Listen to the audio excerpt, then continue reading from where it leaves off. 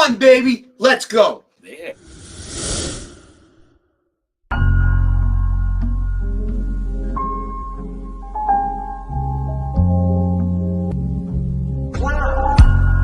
Yeah, smooth intelligence, lyrical rhyme element.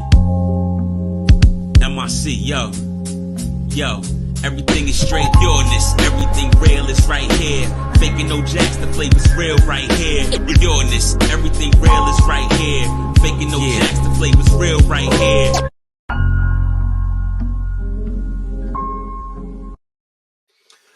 What is up, ladies and gentlemen? Happy Thursday night, and welcome to another edition of Birds, Beers, and BS here on the AET Sports Network. We are your hosts, Eagle Jeff Warner, alongside Peenut in the house. You, if you want to get involved, make sure you're following, liking, subscribing, hit that comment button. Let us know what you think of your 10-1 Philadelphia Eagles with the best record in the NFL after a come-from-behind victory over the Buffalo Bills in overtime. Jake Elliott with a game-tying 59-yard field goal right before the end of the fourth quarter to send the Eagles into overtime. And then it was all history from there. As the Philadelphia Eagles prevailed, Jalen Ertz becoming a legend, bringing the Eagles back and sending them home with the W. But first, let's pay some bills. Pay some bills. We'll get a lot into. We'll discuss that game a little bit. We'll also discuss this coming Sunday's big NFC matchup, possibly NFC Championship preview between the Philadelphia Eagles and the San Francisco 49ers, a rematch from last year's NFC Championship game, which the Eagles came out on top before to send them to the Super Bowl. Also, a Eagle or a linebacking free agent visit the Eagles this week. He did leave without a contract. We'll just say, let you know what we think that spells or what that means for the Philadelphia Eagles. And of course, the wide receiver DeSean Jackson announced this week that he will retire a Philadelphia Eagles, signing a one-day contract tomorrow on Friday. He will be at Sunday's game as an honorary captain. Give you our favorite moments of D-Jack, and we want to hear your favorite moments of D-Jack as well. But first, let's pay some bills here on, of course, the only reason why we're here is because of our sponsors and pretty you, much. Of course. We'd like to thank our friends at Vinny's Pizza and Restaurant. They have some great specials. They are located off the Iroquois Trail in the Old Town Shopping Center. You can order takeout or delivery at 610-395-2300 or vinnyspizzapa.com. As you can see here from the graphics, some great specials. 2 large pizzas, 20 wings, 20 wing special, large pizza, any kind of large stromboli, and much more. Only available on game nights, Monday, Thursday, Sunday. Hit them up. Tell them the Birds, Beers, and BS crew sent you on over. Look, Cowboys are playing tonight. Yes. Need some grub to root against those hated Cowboys. Give them a holler. Tell them that we sent you on over. I'd like to thank our friends at Stuff to the Grills in Allentown, of course, off the Iroquois Trail in the Old Town Shopping Center. Order by calling 484-274-6760 or visit stufftothegrills.com for the full menu and specials. Again, catering orders they do. So holiday season, you need some food for your holiday party or for the office. The thank your fellow coworkers or your employees. If you're a boss, you need to get your crew some food. Our company, me and my wife's company, do it all the time. Stuff to the Grills with the great sandwiches, the great salads, and the great desserts. For sure. Hit them on up. I'd like to thank our friends at AllState Insurance Agency off the Iroquois Trail in the Old Town Shopping Center. Hit up Deborah and her crew today. They'll get you the best quote on all types of insurances, from auto insurance to renter's insurance to flood insurance to life insurance. On almost any type of insurance you need, Deborah and her crew will make sure that, most importantly, you're saving money. Right. Hit them up for a quote today by calling 610-395-6100. 00. But look, let's dive right into it, Peenut. Let's dive right into it, man. Big victory on Sunday for the Philadelphia Eagles. Huge. And we're pretty sure Peenut was the jinx, because anytime he would walk away or go to the bathroom, something amazing would happen. Nah, I actually watched, what was it, the last 2 or 3 minutes of the fourth quarter. How did I watch it? I was just standing there with my eyes like this, and that's what made us win. So next week I'm gonna wear blindfolds. Whenever we're down, blindfolds go on. No, this is gonna be your wife's excuse for you not to watch games. See, they suck when you watch them. So, yo, all right. First of all, if you're gonna talk shit about your wife. Anyways, I'm not talking shit on your wife. I'm just saying. His wife is. I'm sorry. He's cousins with my wife, so that's why I didn't punch him out there. Well, go ahead, continue. I'm not talking shit on your wife. I'm just saying she goes. Hey man, we talk shit on you for not watching the games. That's bullshit, though. That's bullshit, and that's part of the show. It's birds, beers, and I bring the bullshit. But nah, tons of bullshit. Yeah, right. You can simmer down. Anyways, yeah, man, I watched the game and it didn't work out well, man. I feel like I'm the reason why they're jinxed, man. When I watch the big plays, they don't make them. So this week I have a blindfold that I'm gonna wear, and hopefully it works, man. Hopefully. But going to the season and looking at this schedule and everything, all this, whatever that song is, all I do is win, win, win. That's what the Philadelphia Eagles have been doing all season long. So they've been T-paining it. Despite playing like shit some weeks, despite the mistakes, despite giving up big plays, and when you think they're left for dead, they surprise you. It was Jalen Hurts, what? 5-0, or the Eagles are like 5-0 this season. Yeah. When they trailed at halftime, the comeback and the win the games. The exact same score as last week too, which I already chalked them up to losing. I think it was the end of the second half, and I'm like, if we're gonna lose a game, let's lose to the Bills. I don't want to lose to an NFC opponent. But look, the juggernaut. Like going into this year, we were worried about this stretch of games between the Chiefs, the Bills, the Cowboys. The Seahawks. Well, the Seahawks are coming up, and look, right now the Eagles are sitting pretty, number 1 seed in the NFC right now. They have an opportunity to clinch a playoff berth this week with a victory and a bunch of other aspects. Yeah. Depending on what happens with other teams when they go up against the San Francisco 49ers. But going to this season, I was happy if they went 3-2, 3-3 over the course of the 6 games. Right. And right now, the fact that they are currently 10-1. Number 1 seed, controlling their destiny. Still, despite the issues, they're still playing good football. Right. It's. I don't know what. It's surprising. It's not. It's surprising to a point, but yeah, they have the Dolphins in there. Yeah. We are literally 1 fumble away from being an undefeated football team right now. True. Very true. If Kenny Gainwell does not fumble when he did against the New York Jets, we quite possibly talking about 11-0 football team. And a team that still undefeated. Granted, what ifs? Who knows what could happen? That's what every other team is saying right now. Dallas is saying, "What if it was a yard over?" The Kansas City Chiefs. What if? Everything's what if. There's no respect from around the rest of this league. None. From teams, from the players, from the media. Mm-hmm. Everyone just keeps on talking about the negatives, and I understand. Look, this team has not been perfect. Mm-mm. No doubt about it.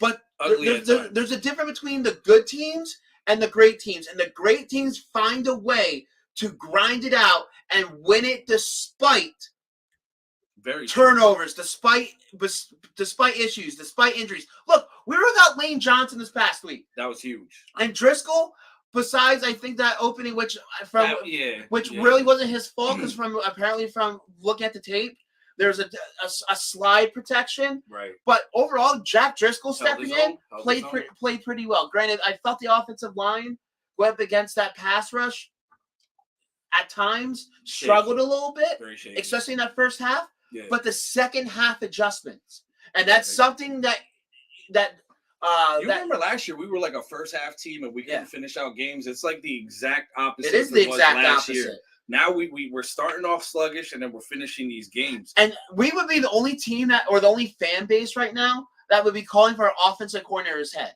Oh, yeah. The fact that people are, and of course everyone knows the news probably by now, the fact that Frank Reich was fired this past week, former Eagles offensive coordinator. Good segue. Who helped win us the Super Bowl. Yeah. Is available, and of course everyone's calling for him to replace Brian Johnson, which ain't going to happen. You're not going to upset your quarterback. No. You're not going to mess with the chemistry. The chemistry, the flow. Yeah. Despite, I understand, he does have some questionable play callings. Mm-hmm. And there's been times this season where it's been reported that Nick Sirianni has taken over the play calling duties in certain situations. I can see that. But look, you're not gonna kill the flow. You're not gonna kill the locker room.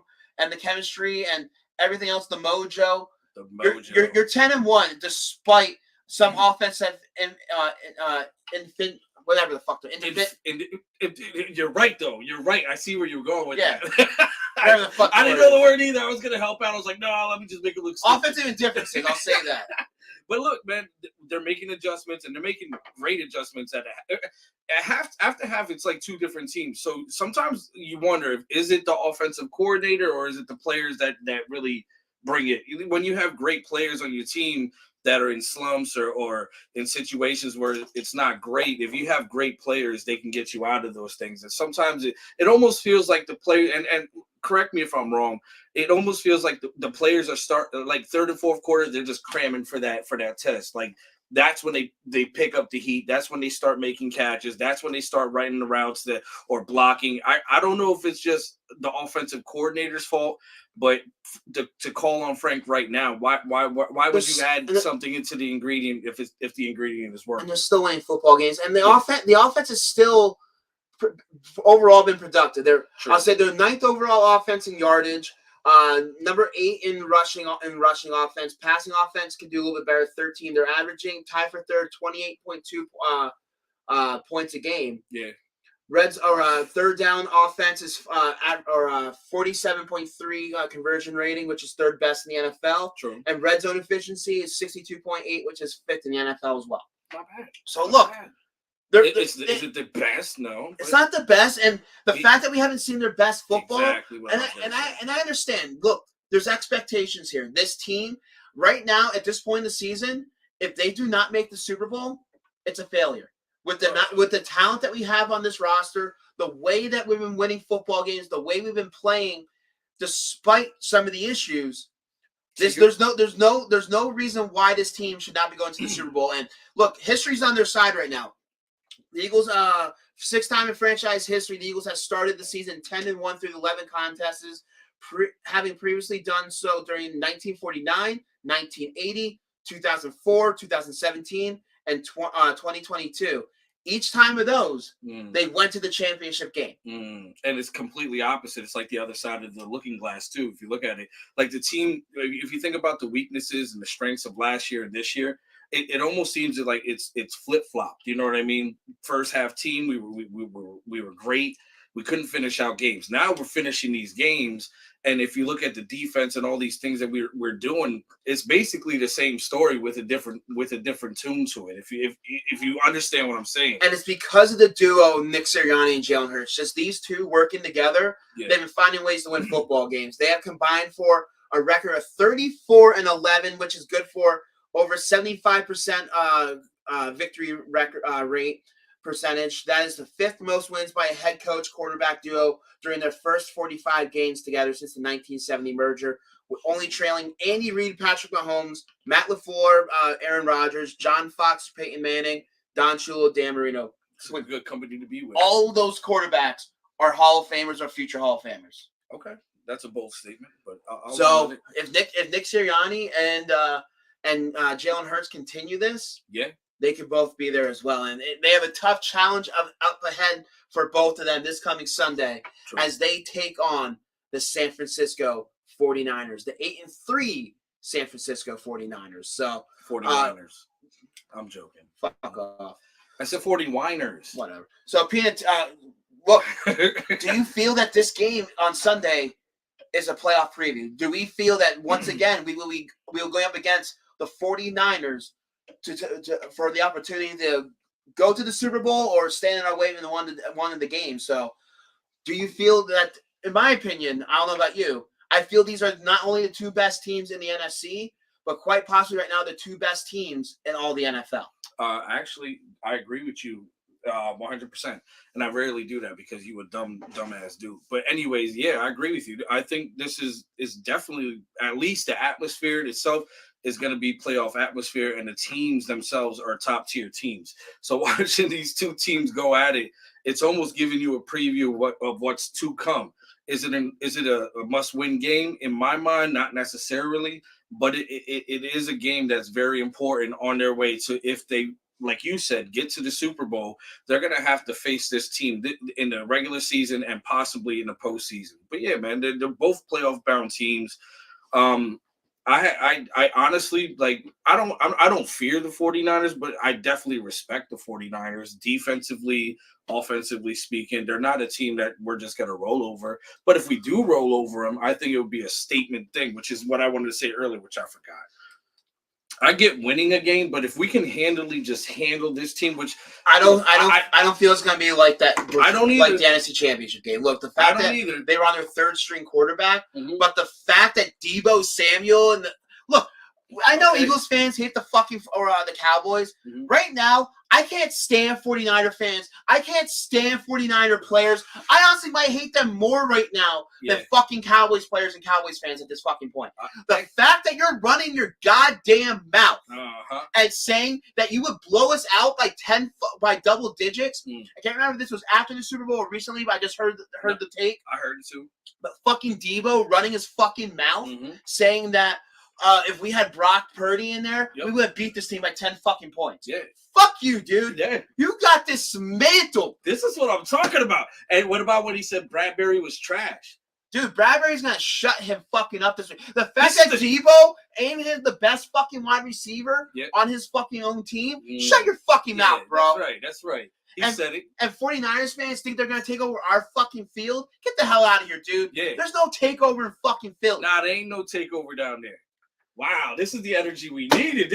We started off in like a lamb, out like a lion, baby. That's what I'm talking about. Look, the 49ers, you have to give them you have to respect them. Look, they're a great football team, and I agree that they're probably going to be the toughest challenge to the Philadelphia Eagles for the road to the Super Bowl at this point. They're probably most complete team that the Eagles might face this season, and this is going to be a tough challenge to really show where this team stacks up with the rest of the league. I feel the Eagles right now are the best team in the football league, despite what their record is saying. Just from the talent and the adversity they've came over, and the fact that we haven't seen the full potential from this team. Agreed. And right now, this could be the right opportunity for them to get hot just the right point heading to the playoffs. But I know you said this ain't a must-win football game. It might quite possibly be. That was before you got all wild. Now I'm in. Well, for them to have home field advantage. Gotcha. Look, they're right now the Eagles are 10-1. San Francisco's 8-3. If they lose this game, you're 10-2. I'll say they still have the Cowboys next week on Sunday Night Football on the road. Tough game. Gonna be a tough matchup. The Eagles haven't won in Dallas, I think, in 6 years or something like that. It's been a while since we won in Big D. Now they also have to go on the road back-to-back weeks on primetime games against the Seattle Seahawks, which was announced today that game will be flexed to Monday Night Football on Monday, December 18th. And Uncle Craig's already bitching because he has to show up to that one. Apparently that was the game he was going to come to. Now he can't because it's Monday Night Football. So sorry, Uncle Craig. Maybe you have to show up tomorrow. You have to show up to a different fucking game now. But look, I'll say you have those two games. You have the Giants, which I understand they're beat up. Still NFC East matchup. The Cardinals are beat up football team. So you have the Giants, which they should handle handily. But look, if you lose 2 out of the next 3 games, including to the San Francisco 49ers, pivotal. They own the head-to-head tiebreaker. You go from the number 1 seed to quite possibly the 2 or the 3 seed, depending what happens to the rest around the NFC. Which the Detroit Lions, man. No matter how good the fucking Detroit Lions are Thanksgiving's their fucking kryptonite, dude. The fact that you get destroyed by fucking Jordan Love, who's having a very underrated season, you have to give him his props, but a not very good Green Bay Packers team, which now, with that victory, they have a chance for a fucking playoff spot. Yep. Any given Sunday, man. That's what I'm telling you, man. We're all worried about the gauntlet. Wait till after the gauntlet. That's when it really gets. So, Jenna, why the fuck you watching? Shouldn't you be playing together shit upstairs? No, Jenna, keep watching. We don't have many watchers. But look, anyways, so you're saying this is the statement game of the year. If they win this, look, even before the way the schedule, before those records played out, this was a game everyone circled. This was the big pivotal game because all we heard all offseason and after that NFC Championship game is that the 49ers would have beaten us if their quarterback didn't go down. A lot of people felt last year that the 49ers were a better football team than the Philadelphia Eagles, which it might have been. But when it was all said, When it was all said and done, we ended up on top. We ended up in the Super Bowl. Yes, we ended up losing to the Chiefs, but I feel this team is even a better football team, and we'll find out Sunday. Brock Purdy, or Jalen Hurts, McCaffrey, not LeGarrette Blount. LeGarrette Blount. He's hey. Who the fuck? Speaking of Swift. Speaking of old players. Well, we'll get to that. We have another topic. You suck at segues, bro. Suck at segues. I'm trying to read your stuff here, man. Horrible, bro. But look, I'll say not even fucking my train of thought, bro. It's my fault. Go ahead. Yeah, it is your fucking fault. My bad. But yeah, big game Sunday. Eagles, 49ers, possibly NFC Championship. Not only NFC Championship rematch, but also a playoff preview coming Sunday. So we'll see what happens Sunday. But look, the Eagles are never done. Howie is never done. And of course, we lose Zach Cunningham this past week, which means we need linebacker help. And it was announced late last week, early this week, that linebacker Shaq Leonard was released. Went through waivers. No one picked him up, especially at that salary, so it was no surprise. Right. But it is reported that Shaq Leonard's services is down to two teams. It's down between the Dallas Cowboys, who he met with yesterday, and then the Philadelphia Eagles, 2 days ago, and then he met with the Philadelphia Eagles yesterday. Left both places without a contract. He came to Philadelphia, got on a plane about 5 o'clock, went head on home, and apparently he said it's going to be a difficult decision. He needs time to think about it. But we ain't got no both time. Teams.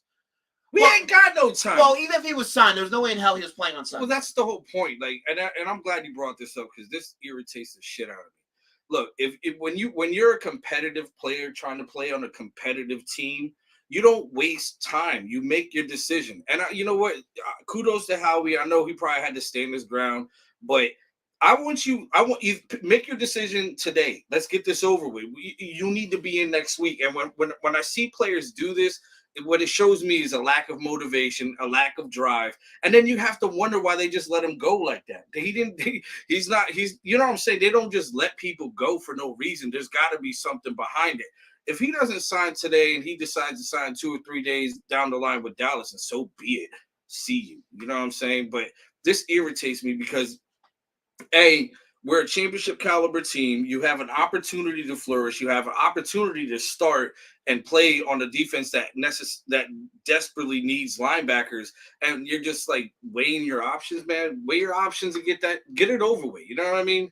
Continue. I'm sorry. It's so good. But I'm sorry. Look, that bothers me. Nick Sirianni was asked about the visit of Shaq Leonard, and this is what he had to say about the free agent linebacker. I want Shaq to make the decision what's best for him. So, because again, when there's that prior relationship, you want to make sure that, and that's what I said to him, I just want you to make the best decision for you.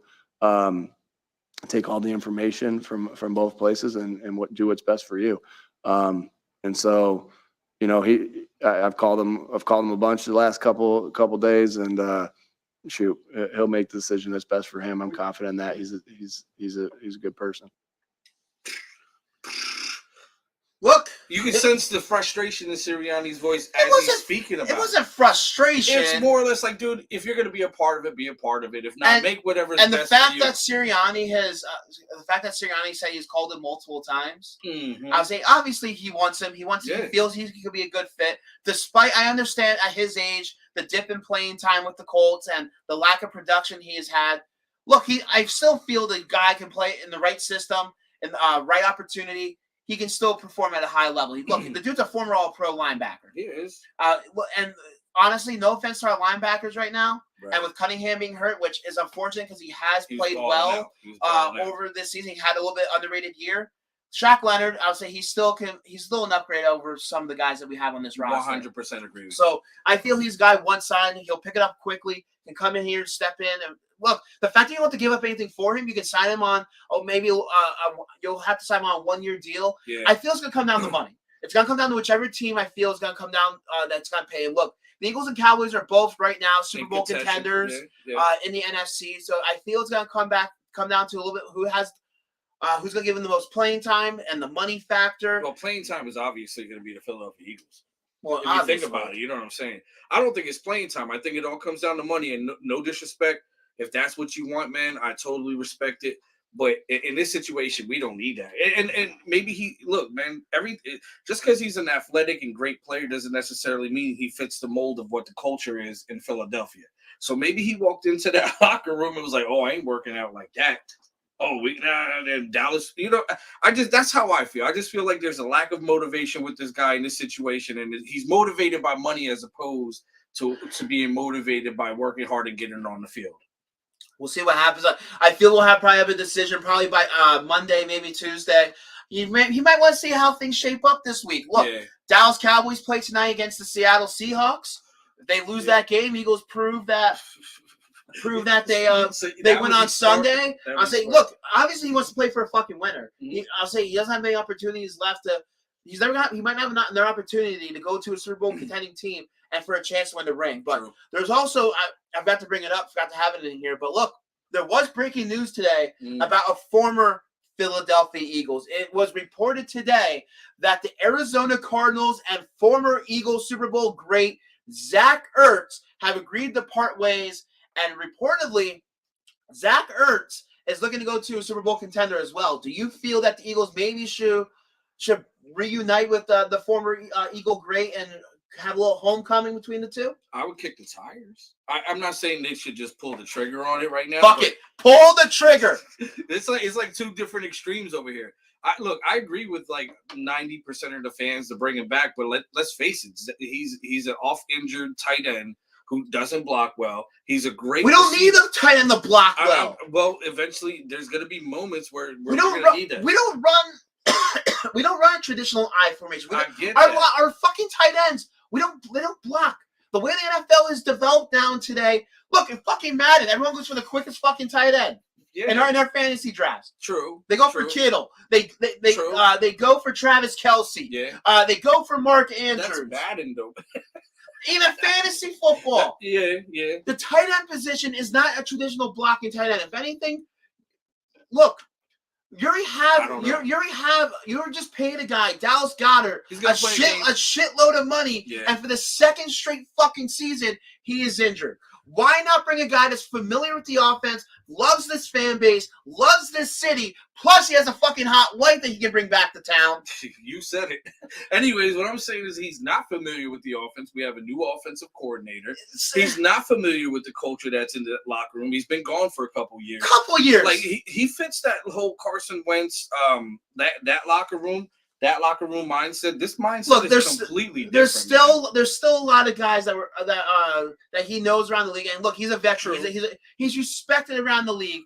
And look, Brian Johnson's offense ain't too much different than what we ran when he was here. Okay. I don't know. There's a little bit here, and it's more of a run first and all that type of stuff. So I get it. Yeah. But look. I would love him back. We have no depth at the tight end position. Goddard's always hurt. The rest of our tight end, they don't scare anyone. You're gonna fucking throw Jack Stoll or whoever the fuck else we have out there in that game. Calic, whoever the fuck his last name is. Yeah, that's it. You play Madden, you know what his name is, man. You constantly say Calcaterra, but you don't use your tight ends. That's your problem. Fuck you. But look, I would reunion.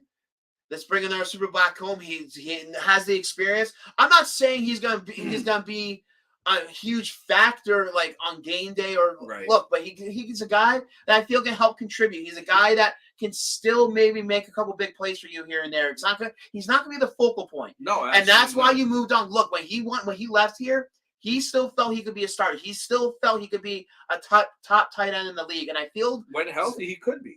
I feel Zach Ertz realizes his role if he decides to come back here. He knows he's not going to be the focal point of an offense. Right. He knows he's not going to be the main target. Look, he's not going to probably be the starter when Dallas Goedert's healthy, but he can be a guy that can come back here and be a contributor to help you win another Super Bowl. You know what? Yeah, you rest your case. The defense rests.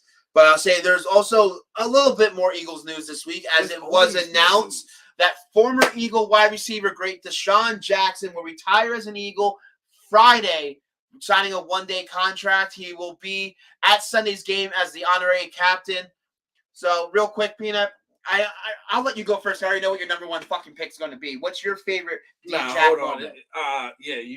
Why, you were going to take that one? Everyone's gonna take it. Just go with it. It's the Miracle at the Meadowlands, man. Or MetLife Miracle, man. I remember that game. I'll make it short. I'll make a long story short. So we watched that game. It was the end of the game. I had a family member sitting there watching the game with us. He leaves before they give us the ball. He drives home.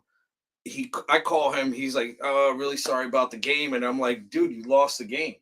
Like within that split second of a 5-minute drive, they lost the game. And the emotion that I felt that day was probably unmatched by any other emotion that I ever felt. I think DeSean Jackson is probably my top receiver within the last 10 years, hands down. Like everything about him, his attitude on the field, his attitude off the field. He had that Steve Smith's like small guy syndrome, and I love this fight. And let's face it, man, there's so many plays that you can like dig from where he got us out of a bind, or where he scored. What was that one play? Michael Vick, it was like 85 yards or something. There's so many in my mind that I can't think of.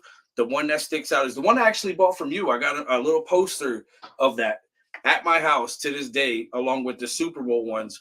But that was one of the most important moments in my Eagle history, was that moment where he bobbled the ball, picked it up, took it all the way back, and the look on the Giants coaching line was phenomenal. It felt great. You, since I already took that, you can't use that. No. So my favorite look, it might not have been the best moment, but I'll say it's a little bit of a funny moment. The fact that Monday Night Football in Dallas breaks free for a big game with the fall when he did this. he did that, but also in that same game, I believe it was, is when he went to he thought he scored and he threw behind him as a rookie before the fucking ball crossed the goal line. Hey, he learned his lesson, man. I think he did that in college too. So it was one of those like, no. But DeSean Jackson, honestly, like, what he represents is kind of what I represent. Like, I have nothing but respect and admiration for even when he played for Washington, he burned us that game. It was the worst feeling in the world, because it was like watching someone move on from you and just excelling. Like, no matter where he went, he always was. But look, what he does. As much as D-Jack has been a tremendous asset to this franchise over his time here, look, he was a little bit of a diva. And all receivers are divas, bro. Name one that's not. He was a little more of a diva. And look, and if it wasn't for Elliott Shore-Parks breaking out that story about him owing Drew Rosenhaus all that money, the dude was broke. He was in all these gangs and this and that, which we don't know if it's still true. Of course, DeSean denied it. Yeah. But that was sort of the change of the franchise between getting rid of DeSean, getting rid of Shady. Who knows if we would have kept them? Where we would be if Andy Reid would have left, or been fired. Yeah. Or even before that, because Andy Reid was fired, and that was during Chip's 10 and 6 years. Yeah, Chip's tenure. Yeah. Getting rid of them, and then we fired Chip because of the decision he made. He had too much power, too much control, making bad decisions, not winning football games. That's why he's not coaching. And then we bring back Doug Peterson, or we bring in Doug Peterson, who ends up winning us the Super Bowl. With the greatest quarterback we've ever seen in our entire lives as Philadelphia Eagles, Nick Foles. I wouldn't go that far, bro. Hey, I'm saying it. I stand on that statement, man. He's the only one that took us to the promised land and delivered. So forever, he is the greatest. Not the fucking greatest. Not McNabb, not Vic, Foles. Foles. Sure. I'll say just to relive this moment, and let's bring it up real quick. Yeah. Real quick would have been like 5 minutes ago. Bro. Fuck off. Jackson's going to at least get a return. Matt Dodge went to that glove on his hand because of fumbled snaps. The kickers worked out in the stadium. Everyone thought they won this game on Friday. I thought they won that game. What are we, fast forwarding? Yeah, there's all this extra shit. Come on. All right, here it is. And it's a line drive kick. Fumbles the ball. Jackson bobbles it and now has to try and recover. Gone, DeSean right there. At that moment, I was like, what? Are you kidding? DeSean Nothing Jackson makes you feel like that. The walk-off win. Still game not in, and now in for the touchdown, no flag. The greatest. It's the greatest. That's when he goes. No time left. Yep, there he is. Coughlin being pissed. I think the kicker got replaced after the that. The punter got fired. Yeah, he got replaced. He's gone. Fucking Matt Dodge. Yeah. See, Tom What beats Coughlin that? looks like he went right Nothing. to Matt Dodge and was out. Nothing beats that, man. Still crazy, bro. Still one of the I got goosebumps. You still get nervous. I think there's sweat marks on here. Nope. Conversation from the beer. Yeah, don't ruin my new fucking table, bro. Don't even fucking start, bro. What are we doing? Yeah, fuck all that shit. What? Oh shit! Jeffrey was making beats for a second. I thought I had something on here, but I didn't. I tried. Oh, whatever. But look, before we get the fuck out of here, because it's already 7:07. Football on the night, Thursday night football. Dallas Cowboys and the Seattle Seahawks. Of course, go Seahawks. Yeah. How do you think Sunday's game shaping up? What's your prediction? Score, difference in the game, X factor, whatever you want to give. I'm gonna say X factor is gonna be the weather. I think the past two games the Eagles played in some really bad weather. Sunday's supposed to be really bad weather, and I think at this point, I think weather has been a major factor in what the Eagles wanted to do. But I think with them playing the last two games in this weather, I honestly I think it's gonna be a rock'em sock'em, bloody, muddy. Like one of those dirt, everyone's going to be hitting hard. Everyone's going to be playing their best. It's going to be close. And I think it's going to come down to one mistake. But I do see the Eagles winning this game 21-24 late in the fourth quarter. That's my prediction. Oh, wait. You hear that? That's the fucking Eagles silencing those fucking haters, the San Francisco 49ers, their fan base, the media. Look, we're fucking winning this game on Sunday. Look, I'm tired of everyone questioning how great this fucking football team is. True. Don't get me wrong. I still feel there's some weaknesses. I still think that this team hasn't lived up to the potential, and we haven't seen their best football yet. But this isn't fucking Philly on Sunday.